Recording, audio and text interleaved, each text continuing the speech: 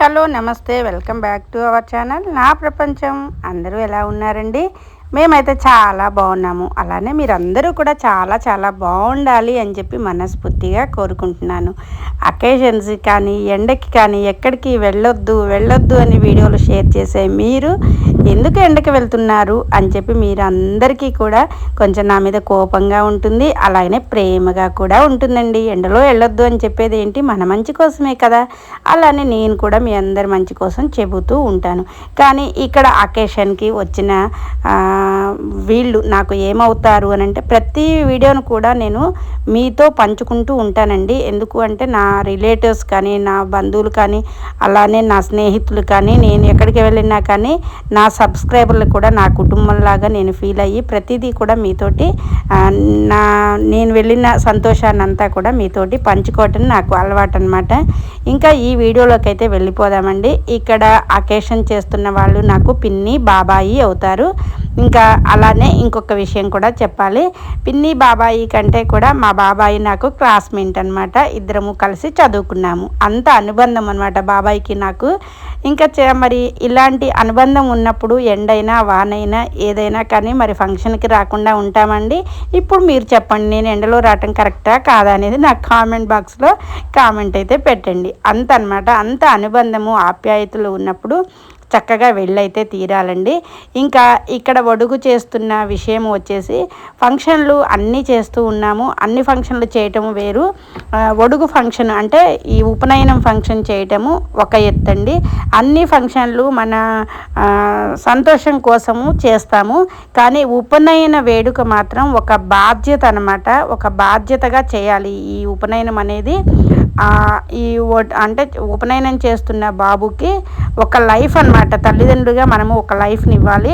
అది మా వృత్తి చేసుకునే పిల్లగాళ్ళకి ఇలా ఉపనయనము ఇంత చిన్న వయసులో ఉపనయనం చేస్తే ఈ సంస్కారానికి ఒక అర్థం ఉంటుందండి. వీళ్ళు చక్కగా మా విద్యను అనమాట, వేద విద్యని అభ్యసించడానికి చక్కగా పెద్దవాళ్ళందరూ కూడా ఆశీర్వదించి వెళ్తారనమాట. ఇంకా ఈ ఉపనయన కార్యక్రమంలో కూడా చక్కగా గాయత్రి మంత్రాన్ని ఉపదేశిస్తారండి గురువుగారులు వచ్చి.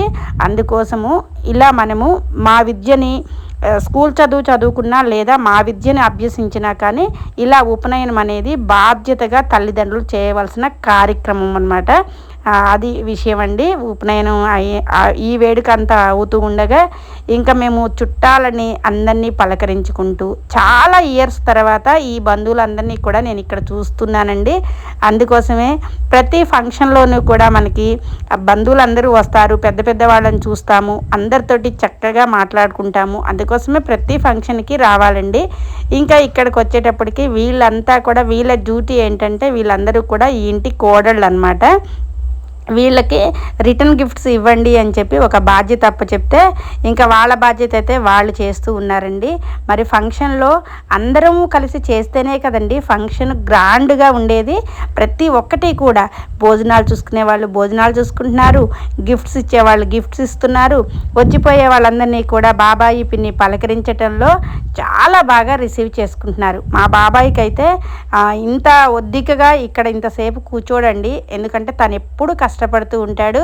మా బాబాయ్ అయితే చాలా విషయాలన్నమాట. ఒక రైతు బిడ్డ, ఒక పురోహితము, ఒక ఆప్యాయత ఇన్ని ఉన్నాయన్నమాట మా బాబాయ్లో.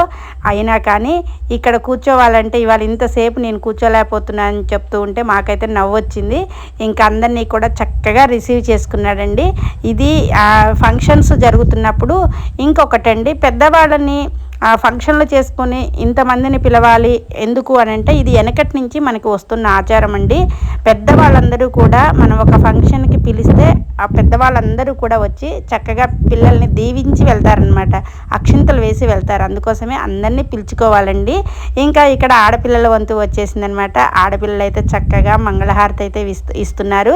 ఇంకా ఏ ఫంక్షన్కైనా కానీ ఆడపిల్లగాళ్ళు అయితే హైలైట్ అని చెప్పాలండి. ఇంటికి ఆడపిల్ల లక్ష్మీదేవి అనమాట. అనమాట. ఇంటికి ఆడపిల్ల ఎంత చక్కగా నవ్వుతూ మన ఇంటికి వస్తుందో మన ఇల్లు అంత సిరి సంపదలతో తులతూగుతుందనమాట.